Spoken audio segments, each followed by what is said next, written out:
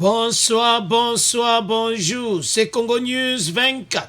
Chers téléspectateurs, comme toujours avant de commencer notre émission, nous disons merci à Dieu, nous disons merci à nos chers abonnés et téléspectateurs qui nous suivent partout dans le monde entier et en RDC. Chers internautes, soyez les bienvenus dans notre émission. Émission Oyo, chaque fois, tout discutaka. Masolo ya RDC. Le loba point bande konanga, il y a un débat spécial entre IDPS et FCC. Alors, ba jeune, ba lobby et puis FCC a tombo kimabe. Alors, eza ya koyinda na émission. Alors, nous allons commencer notre émission à la une consultation. Parmi les autres, Tshisekedi ce samedi, Katumbi, Kungu, Lukwebo et Nemwana Nsemi. Alors, Tokbanda na premier point de vue à consultation. Deuxième point, chers téléspectateurs. Oyo balobaka e indi. Débat, boko yoka. Bato baza pour consultation. Et puis toko yoka FCC, batombo kimabe. Oyo balobi bande kona émission oyo eza somo. Tous à la connecter parce que bango bazana retraite pour le moment. Alors, bazana safari, nde bozo mona wana, na safari beach, baza kune pa wapi retraite na mozo salama, du 6 au 8. Donc bako 6 ango lobby. Alors, chers téléspectateurs, toko développer ensemble, parce que nombre kompe mouké, so talime ba kiti eza mouké, alors tana débat wana ba tombo ki. FCC lobby makamba consultation eza te, makamba ba informateur eza te, ba lobby so makambo ebongi eza fachi, makambo soko baby et comme FCC. Alors toko développer ensemble. Alors, chers téléspectateurs, chers internet, on va toujours landa au premier point de biso. Tous à la connecter biso banso boy sabande ko émission bandi. Consultation parmi les autres de Tshisekedi ce samedi Katumbi, Kungu, Lukwebo et Nemwana Nsemi. Bande ko ngai consultation est comme na niveau mususu. Ozo même sengo tambazo pesa mbote. Quelle joie!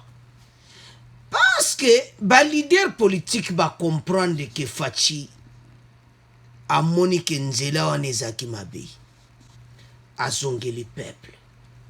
Pour moi, comment va Congolais bazana souci mboka? Et c'est moi qui s'accorde à monter coup de son atali. Bayati kuna ndo phase a pedi ko ndire danse na Fachi do danser ko Katumbi do so tali kaka batu baza dans la joie parce que ils ba moni quelque chose sur téléspectateurs. Consultation belé bazo mona kaka ndenge wana mais il y a des fruits déjà. Pourquoi toujours le bon? Soko mone loko wana FCC bazo sepela na ngoti c'est des an intérêt à peuple. Bande konanga ba siliki mabe.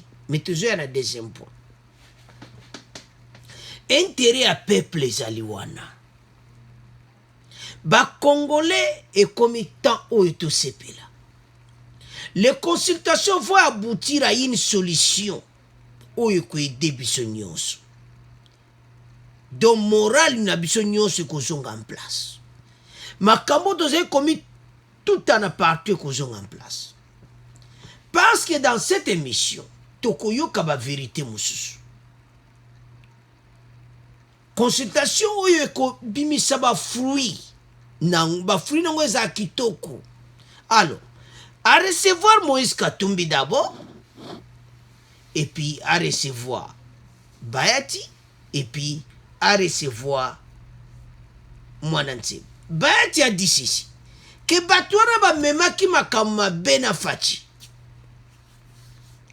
Bango ba créer ki ba mona kete ezala FCC cash mais bazé ko tambo liloba mokoti.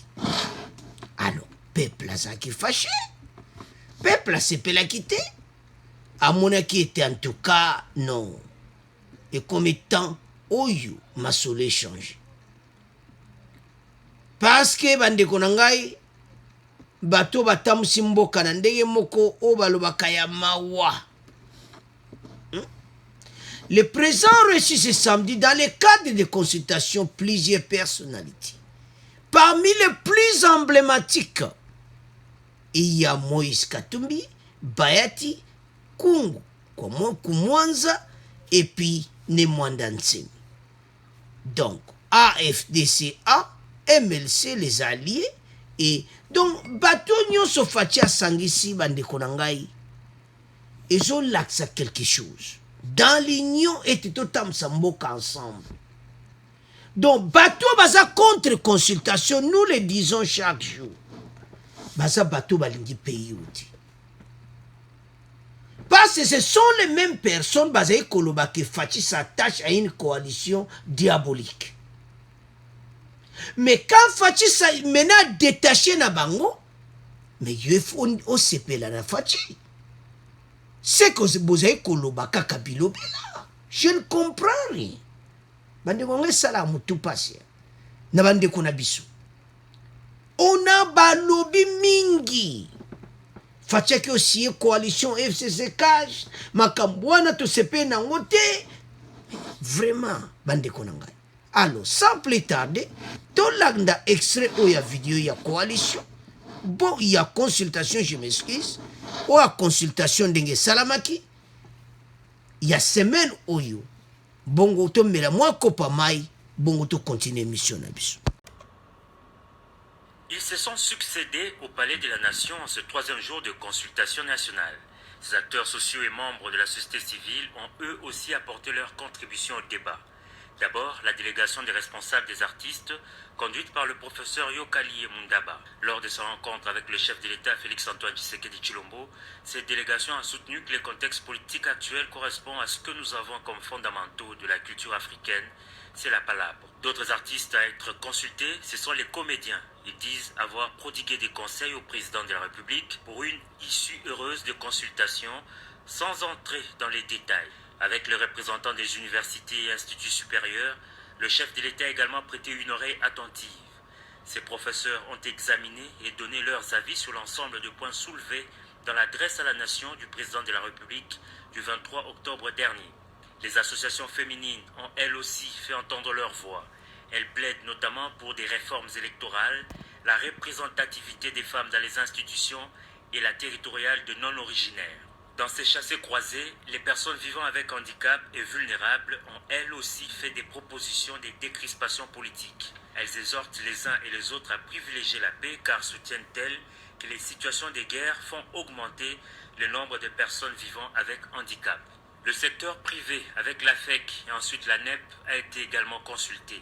La paix, la sécurité, la stabilité ont été les maîtres mots des entrepreneurs car soutiennent-ils l'argent n'aime pas le bruit. Plus politique, les mouvements citoyens dans leur diversité ont discuté avec le chef de l'État. Dans leur mémorandum remis au président de la République, ils disent soutenir l'initiative de consultation et disent non à la poursuite de la coalition au pouvoir. Nous avons très clairement fait comprendre au président de la République que ce qui bloque aujourd'hui en réalité, c'est le système de prédation, un système porté par des antivaleurs et porté par un groupe de personnes qui malheureusement a dirigé ce pays pendant 18 ans. Et donc il est clair qu'aujourd'hui, malheureusement, après 18 mois, ce système n'a pas pu disparaître parce que ces personnes-là continuent à manipuler et à contrôler, à vouloir contrôler les institutions. Et donc sur cette question, nous soutenons totalement la nécessité de mettre un terme à cette coalition, mais à une condition. Nous avons très clairement dit à M. le Président qu'il ne s'agit pas de transférer les tares d'un groupe vers un autre groupe. Il s'agit de combattre un système porté par des antivaleurs pour qu'ensemble, nous Congolais, nous commencions à définir maintenant un système qui sera porté par des valeurs de développement et qui sera porté par les bonnes valeurs. Message quasi similaire, relayé par le comité laïque de coordination qui résume sa plaidoirie en 3 axes, la réhabilitation de l'autorité de l'État, la crédibilisation des élections et la relance économique. Est-ce que la solution finalement c'est de mettre fin à la coalition? Cela va de soi, cela va de soi. Je ne sais pas s'il faut mettre fin, mais il faut aller au-delà de la coalition, il faut que maintenant toute la population puisse être mise à contribution, qu'il n'y ait pas d'un côté quelques-uns qui estiment détenir le pouvoir et les autres qui seraient en position de simples observateurs. Maintenant, tout le monde doit pouvoir apporter la contribution pour la construction du pays. La boucle a été bouclée ce mercredi avec le représentant de l'Association des étudiants d'université et instituts supérieurs. Alors, chers téléspectateurs, nous avons suivi. Wane Zaleka Makambo et les qui semaine oyo. Et puis, Soko Talia, nous avons tous à deux points où il fallait tout sur la wane. Des personnes avec handicap. Fachi Batwana Bazaki na mboka na biso bazaki considérité. Na gouvernement et l'équipe bazaki considéré ba handicapé te c'est na mboka na biso un handicapé bazaki kotike kabo. Mais les loteurs, les handicapés bazaki bien jibayebi bango tout. Aux handicapés ba ozoyo ba keo na place wana. Donc ba handicapé ba komi kame ko aider bango. Soko moni fachi ba komotia ti mutu akotala makambo ya handicap. Et ça dans la joie. Mais ma kamwa nezalaka te. Bazai ko namboka na biso occupé batwana te. C'est une bénédiction comme on a comment bazo occupé ba. Alors, parlons un peu de ma professeur à l'université. Baza batumi tu salaka. J'en suis sûr ba conseil et pesamaki ezai pena bien. Mais l'autre dont on va aux années. Parce que dans notre pays, ne ba sang sabatwa nyonso ndio voilà que na ba artiste bazo le kakune tout ça. Non, Fachi avait dit que couche politique nyonso. Peuple. Donc c'est ça consultation. Patala. Mutu musuzu ko. Bozo moneka abu kwa kono appelle kamba bien. Fachi on tsoba mayele wana nyonso on a mesa. Bande ko nga après consultation. Makambo facha yuki na matoi na e akozala une autre personne oyo toyebaki parce que agi ba ide beli. Alors chers téléspectateurs, semaine ekosila aeko yamba pena o balobaka le plus emblématique neti ba Moïse Katumbi masolo na mesa. Moïse Katumbi alobaki likamoko et pas banakin et bino de batu boboyaki troisième penalty salam et c'est vrai banakin balobaki fort et Kabila ko posé sous candidature. Donc azo kumisa bango donc Kinshasa ces des places pena masolo eza donc soko réussir kin ou réussir partout. Fachi amona ki ete bato tout sangana mais na ndenge tozomona l'une toloba na émission passée. Il y a une chance que dissolution ça la mati. Fatia kodwa majorité. Parce que bateau nyon so sangsna pesa kako o momona ba photo wana. Bayati Katumbi Bemba. Bateau wana nyon so bande konanga eko nombre ba député ba koza djebeli. Mais l'autre ntolo ba la premier point est que boko yoka na débat ezolanda. Que un informateur a kobima après ma consultation. Parce que ceux qui font tel un nombre de coquilles, alors démarche bandi. Mais FC ça la colère. Alors, chers téléspectateurs, tu tiki premier point na bino, tu comment le gars deuxième point oye indi, bongo, tu avances. Alors, tu introduit deuxième point oye d'abord, nandenge bozo mona wana. Et tozana et un débat IDPS FCCC consultation FCC baza pour le moment na safari ndebozo mona wana place réunion na bangozali. Mais une seule chose bato mona ki curiosité il y a place pe nombre à batu nombre à baza bongote pourquoi ba yemuke. La question qu'on se pose watu tika onabi tokele directement na masolo ya débat tokoyoka oyo babengi nouvelle génération tchikedisque bango baye kopesa ma idée na ba jeunesse après tokoyoka FCC bango balobi parcours politique bango balobi que consultation na ndenge ezokende fati azozwa un informateur tozwi baprésent nyonso ebele bakoti jeune tozalaki na balumumba bajeune mobutu akotaki na pouvoir jeune kabila akotaki jeune fati akoti mpe jeune bajeune président bakotaki na pays me na ntan oyo fati aye kokota aye kokutana na bato oyo deja balingaki kozwa pays en otage donc ide na bango makanisi oyo bango baza nango eza ya ke bakontinue pouvoir wana ya PPRD continue l'air fati sikoyo amoni bango bango bakome na colère bandeko nanga bokoyoka ntango ekoma era FCC eza possible te komona bato baza na baide moko oyo eza kitoko te alors po to avance toyoka d'abord bandeko oyo e nouvelle génération tshikediske toyoka mpe bango après tokoyoka FCC epa wapi masolo nde ekozala. Jacques Kalenga, vous êtes secrétaire et rapporteur de la coalition de la jeunesse congolaise CJC, militant pour la participation des jeunes aux instances de décision. Vous êtes aussi secrétaire national à la NGT, Nouvelle Génération Tshisekedi, et cofondateur de la jeunesse de l'Union Sacrée. Qu'est-ce qui vous a attiré par rapport à cette initiative du chef de l'État? Écoutez, notre réaction, notre réponse était tout simplement une démarche formulée qui consistait à formuler des recommandations dans une perspective favorable au développement social et économique. D'une part, et de l'autre, en fait, il était question de nous assurer à ce que l'on veille sur le respect du pacte républicain, c'est-à-dire le respect des institutions et de la continuité de l'État, et aussi insister sur le fait que voilà, nous voulons d'une gestion axée sur le résultat à tout le niveau de la gestion des institutions. Et en dernier point, il était effectivement question de nous assurer que la territoriale ou encore la mise en place des entités territoriales décentralisées prennent réellement cours, parce que nous savons aussi que le développement passe par le développement des ETD en effet. Donc notre démarche répondait effectivement à l'appel du chef de l'État dans les questions qu'il a énumérées, notamment la Commission électorale nationale indépendante et l'organisation des élections, l'instauration de l'état de droit et l'indépendance de la justice, le portefeuille de l'État, la sécurité, la diplomatie et la paix, la territoriale et enfin l'intégration des jeunes. Voilà.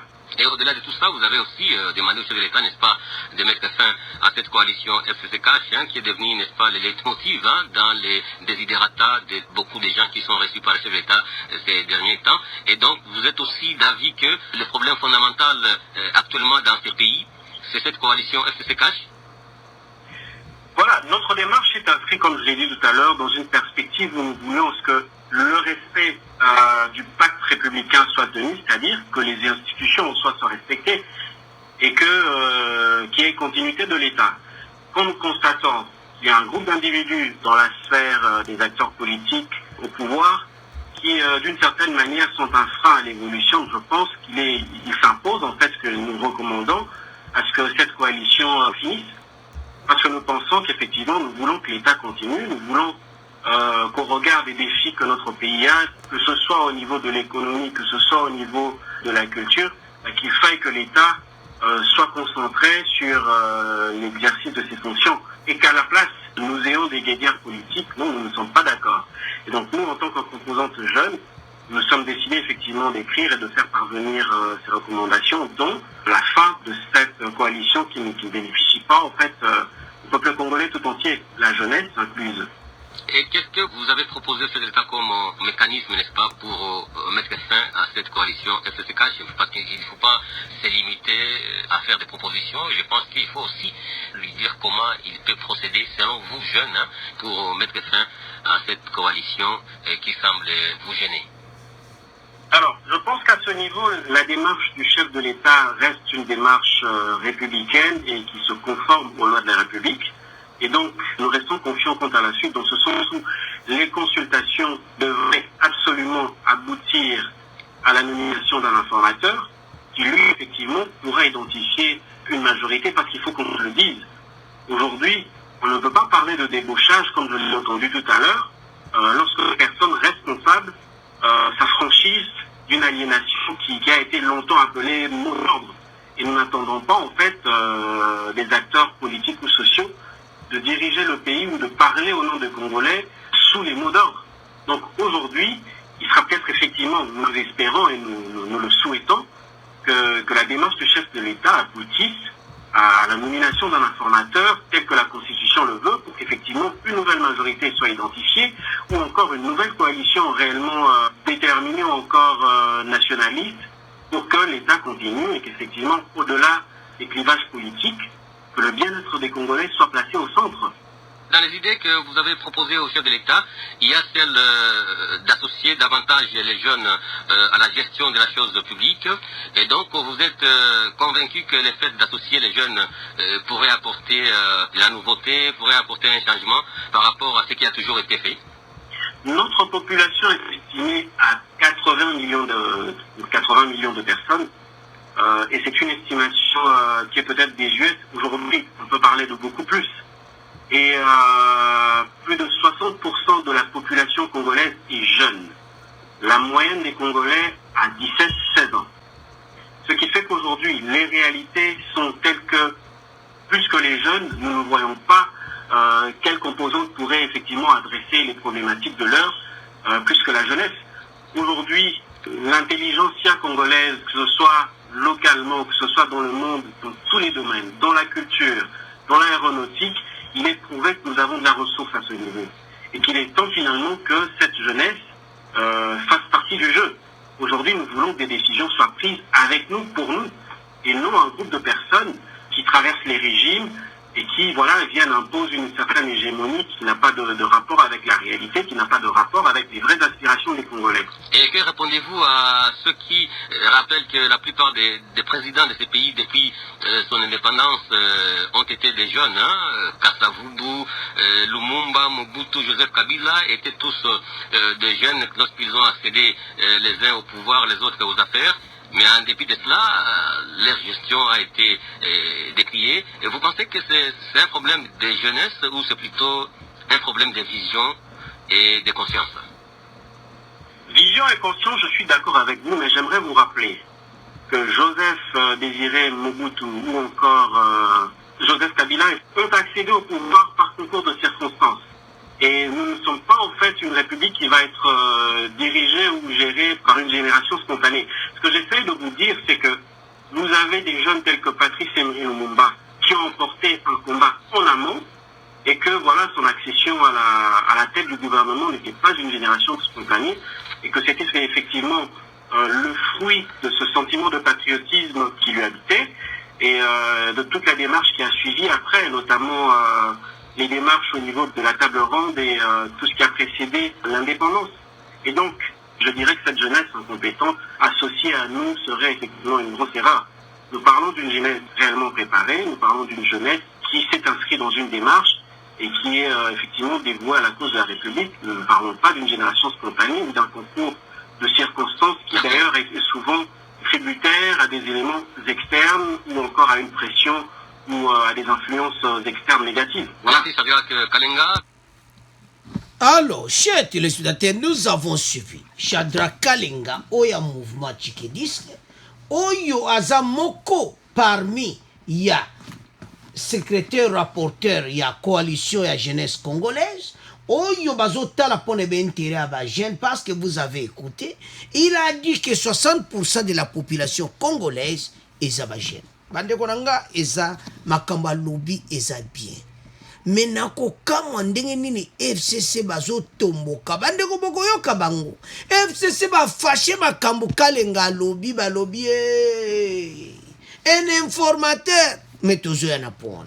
Alors, ba soulever ba premier pas président où est très très important. D'abord réhabilitation de l'autorité de l'État sur toute l'étendue du territoire. La crédibilisation des élections et la relance économique et sociale. Donc makambo balobi eza vraiment très important na pays na biso parce que pays il faut ezala ba congolais bamona quand même que oui les pays ont changé dans une génération où ezokola bazomona danger moko boye ntango bajeune oyo bazomona danger wana bajeune batelemi bayebisi président boye les recommandations parce que bayebisi balui toza esu na lere ba mot d'ordre te oyo lere ya bakabila eza ba mot d'ordre oyo euta na FCC bazopesa boye tomona un groupe d'individus bazocommande bato et puis basengi fin ya coalition FCC cash kuna bafashe mabe bokoyoka babombi te FCC babombi te babi tosepeli nango te batomboki mabe me tozoya na po wana alors bajeune balobi ke toza 60% ya population tolandi biso nyonso wana toza esu na lere wana te toviva makambo oyo baprésent mosusu bazokota neti alipesi exemple ya arrivé à Kabila au pouvoir dans les circonstances subite à lobby qui a par exemple le Lumumba qui jeune mais à lutaki dans leur indépendance alors bateau bazo kota na pouvoir subitement ils ont crié ba moni qui en tout cas est simbo kabiente alors bazo senga que bateau un groupe d'individus so que za banani ba FCC qui fait coalition et puis ba yebisi président de la République. Recommandation numéro 1. Fin coalition. Recommandation numéro 2. Badjoa informateur. Informateur à Kobima Koma. Après consultation, Fachi a la majorité naïe. Et puis à la Nani Akotia informateur. Et puis doit avancer dans un gouvernement où ils ont une autorité dans toute l'étendue du pays. Parce que tu vivre la situation, au moins que il y a un gouverneur, beaucoup de Congolais à lobby. Un gouverneur, Azan, pas à Muta FC, ça a toute sa autorité de l'État, au président, pas à Zolo Bazoto Sati. Alors, Toyoka FCC, pas ces à Koyinda, ceux qui bozol en démission, bande oza, non, oza Muta FCCT, mais là, non, mai, pour Toyoka Bango. Pour essayer à couiller dans des missions. Benoît Yulama, vous êtes cadre du Front commun pour le Congo FCC en sigle. Quelle est votre appréciation par rapport à l'initiative du chef de l'État qui consiste, n'est-ce pas, à constituer une union sacrée pour la nation? Je salue d'abord mes co-débatteurs et les auditeurs de la... Et nous sommes très étonnés que le président de la République ait agi de cette manière-là, en tentant de faire croire qu'il y a des diables dans la marche de la République. Nous savons que pendant les 2 ans que le président est aux affaires, il a géré le pays pendant près d'1 année. C'est la présidente de la République qui gère le pays. Et rappelez-vous, la planification bâclée des projets de 100 jours, ça n'a pas été l'œuvre du FCC. Et moins encore, des acteurs qu'on veut aujourd'hui acquiser à tort à raison. Rappelez-vous de la multiplication de salaires à la présidence où l'enveloppe serait de plus de 70 millions de dollars. Ça, ce n'est pas le FCC. Et rappelez-vous aussi ce qui se passe dans presque 3 provinces, le Congo central, le Sankourou et la province du Kasaï, où un agent de renseignement ainsi que le conseil provincial de la police vont interrompre une plénière en direct. Et ça, c'est l'état des droits à la Tshisekedi. Et tout ce que le président a prétendu dans son discours nous a énormément étonnés, surtout parler de la haine, je ne sais pas la haine de qui contre qui, alors que le président de tous les Congolais, il a été élu par tous les Congolais et il a l'obligation de répondre devant les Congolais. Mais apparemment le président veut se donner des béquilles politiques en considérant que c'est la coalition qui pose le problème, alors que la gestion, même au niveau des ministères, où ses propres conseils font 50 notes techniques par semaine, et rien n'avance, il n'y a rien du concret, il n'y a que des fanatiques et comme le dernier intervenant des co-débatteurs. Et donc nous pensons que le problème pourrait être même le président lui-même, et nous pensons qu'il faut qu'il le dise clairement que de chercher à se cacher derrière. Il a dit qu'il consulterait le regroupement le plus important, mais curieusement, aujourd'hui, le président est en train de consulter le CIC consort, un tourisme à la présidence. Donc nous pensons qu'il faut que ce soit des questions de fond, que le président soit clair, qu'il ne trouve pas en Libye pour se détourner de ce qu'il a probablement dans sa tête. Maintenant, Yolama, allô? et donc vous n'êtes pas d'accord avec ceux qui pensent que le pays est rendu ingouvernable à cause de cette coalition FCC-Cash? Je ne suis pas d'avis. Il faut identifier le problème qui est de procéder par des accusations totalement fausses. Le président a eu le pouvoir depuis l'année passée, il a été investi. Le gouvernement est entré en fonction que le 13 septembre 2019, c'est presque une année entière qui était gérée par la présidente de la République. Alors vous avez suivi le procès de 100 jours. Et ce qui est étonnant, pendant que le président parlait, il y a plus de 40 de nos compatriotes qui ont été tués par les forces négatives dans le sud Kivu. Ils n'en avaient même pas fait allusion. Comme si ceux qui sont décédés ne sont pas des Congolais, ils sont des Congolais, c'est ceux que qu'on nomme dans les entreprises un peu partout qui sont des Congolais, les autres ne sont pas des Congolais. Quand il y a détournement de plus de 2 millions dans le Kasaï, là où il y a le gouvernement, UDPC, l'Assemblée provinciale UDPC, ça le président ne disait pas aussi que c'est le FCC. Quand il y a un ministre en fonction, et je connais très bien qui a été mon co-débatteur, donne les instructions à un premier avocat général de la République pour qu'on puisse se sursoir sur les poursuites qui sont engagées contre le gouverneur. Les documents sont là, il y a le quotidien, le journal qui a publié l'article en donnant des indications claires. Le président ne dirait pas non plus que c'est le FCC. Donc on ne peut pas prétendre défendre la démocratie, les droits de l'homme et puis se faire lui-même les champions de la violation des droits de l'homme et les lois de la République. Le problème aujourd'hui doit être un problème institutionnel. Il n'y a rien qu'on peut aller chercher des consultations. Mais s'il estime qu'il faut rompre avec le FCC, il n'a qu'à le dire. Alors, si certains considèrent que c'est une occasion pour les autres pour pouvoir chercher des postes puisqu'ils ne peuvent plus rester au chômage, ça n'a rien à voir avec la population. Mais non, Yolama, que nous pensons, oui.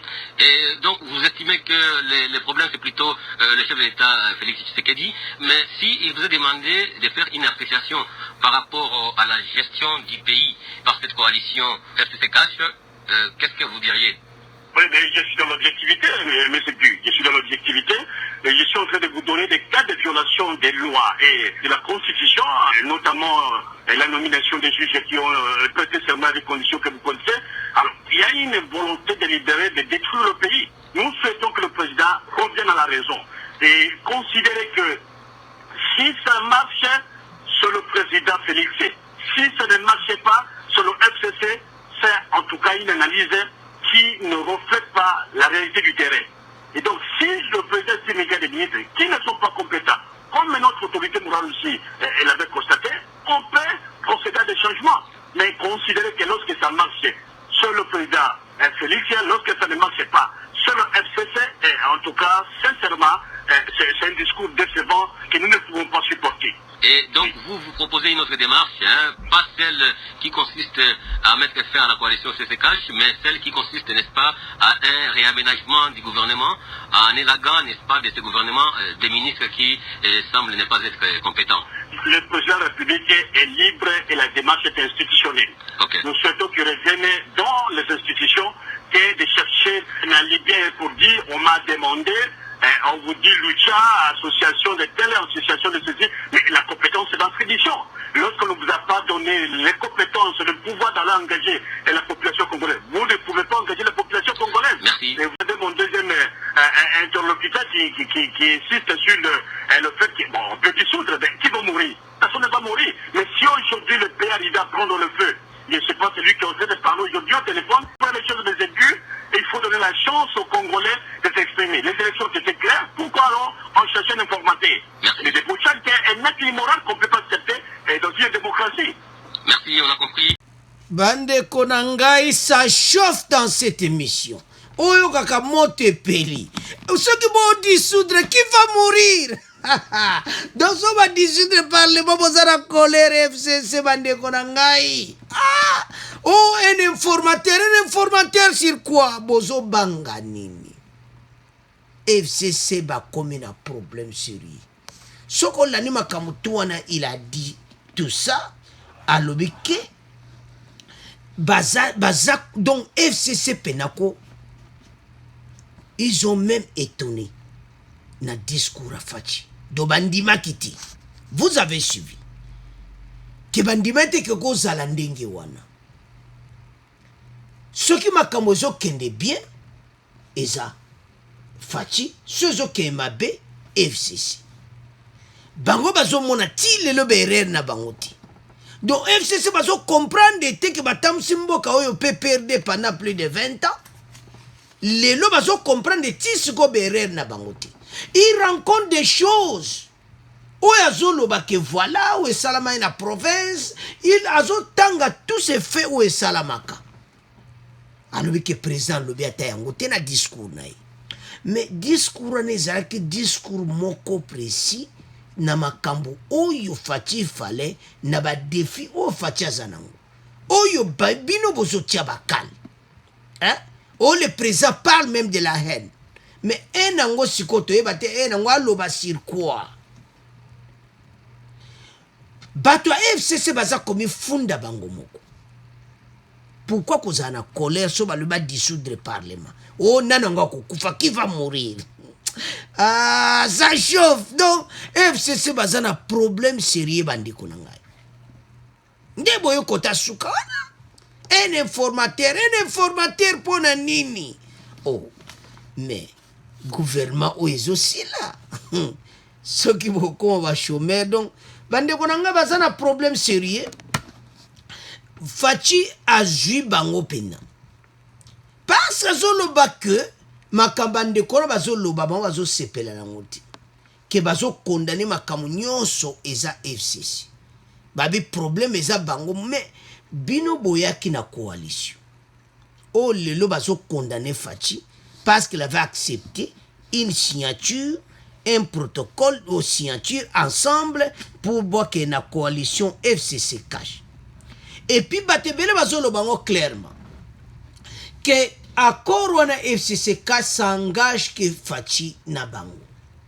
Et ça quoi engager peuple te pourquoi? Peuple attend qui va contenir na ngote. Donc Fachi a rompre ngo donc a occuper la kolo à chaque moment où il y a moni sans qu'il y ait tout na peuple. Mais Fachi a sali sagesse que a solo la na tout couche dans sa population. Même bande ko ya senko balega ki CLC balega do batu bere balega ke pas président baloba ne ke faire coalition so tali batu nyonso babima ki kuna balobi ka momoko bolandi pe na débat na ba jeune balobi faire coalition batu to ko tambole suna bangoti baza ko tomboka pourquoi boyebi makambo bozai ko sala sikoyo baza na retraite. Donc, il y a un point de retraite. Du 6 au 8 novembre, na safari bi otu bozo mwana wana. Siko retraite wana. Tamba kumema biso makamnini. Batu boza wana bozo ye bate ba memi bino kuna botuni peti. Eh? Et le ba jena to lisu na république ba mot d'ordre ti. Comme la démocratie, mais le FCC va vivre sous la dictature. Makambo oya kulata photo oyo nde ba lati bilamba na bonyonso confiance na autorité morale ezango mabeti na kade nde boke kuna mais boko loba nini ya population. C'est ça la question qu'on se pose. Parce que oya population bozo tomboka bah lui va dissoudre le Parlement. Mais comment qui va mourir? Oh, mais ce qui va dissoudre le Parlement, parce que bon baza kuna peuple muta vota ki bangote. Et ça bino FCC bocha ki bango.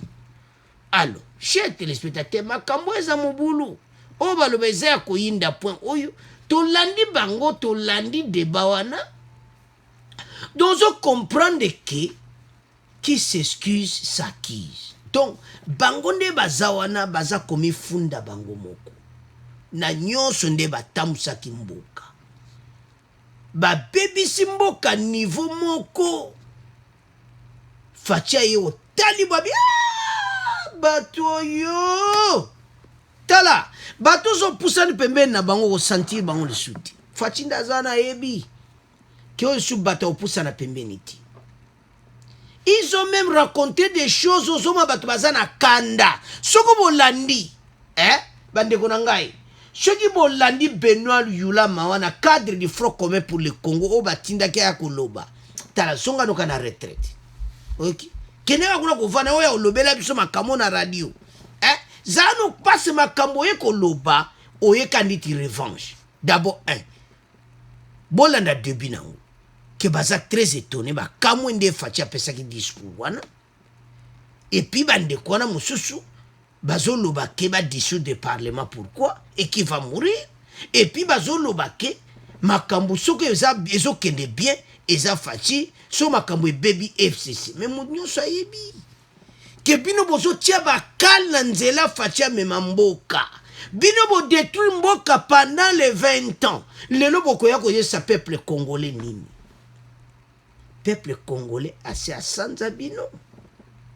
Ça me fait mal beaucoup louer basala minene boye safari bo sala minene boye so talipe bakiti yango esi baza boye nombre yango ekiti boye bo wa biso toloba mingi te mpo tozomwaka ondire bazokita kaka donc bato baza na crise moko boye baolinga olakisa yango te baza na problème sérieux mbala oyo amvutume kosimba te mbala oyo oyo nyonso bokoya nango bowuti na retraite kozala nile sans effet kosimba te parce que tosi tomoni bino bandeko na nga soki omoni makambo mabe moto aza kosala yo eza so na force te sosi okomprendre yango bato bakomi na suka Kabila nde atie loboko na litama azotala bien bato basurprendre biso. Il ne savait pas bolandi ndenge alobi wana ke bazali très étonné na discours ya faci mais bozali étonné comment bango bakanisa so akoloba kaka donc bango bandimaki te makambo nyonso bazomokola film ndoto ekomi temps faci asangisa bakongole nyonso ensemble tokomi na suka ya bato oyo boyoki bagene balobi jeunesse oyo baza na besoin ya avenir basengi na président fait coalition FCC cash et puis basengi te après coalition banome informateur tango président kokisi majorité pazo kokisa na ye nyonso azayebi donc masola bato oyo esili na bango topesa bango revoir soki bamosusu bazalaka wana bazala bato ya ngambu bajajaba bana kofuta batike bakatisa mpo biso oza na besoin bakongolo baza na cœur oyo baza na posa mboka batika kosoutenir mboka na biso parce on en a marre avec makambo ya bamot d'ordre bawutaki nango pendant les 20 ans oyo biso tomoni passe alors bandeko na nga tokomi na fin émission na biso tolembi bato oyo makambo balobi ya bino tu bolandi alors totika yango na bino tokomi sikoyo na fin émission. Merci na ba commentaire na bino merci na nde bozo continuer ko soutenir émission oyo alors bon abonner massivement bon partager ba bande oyo au revoir à la prochaine.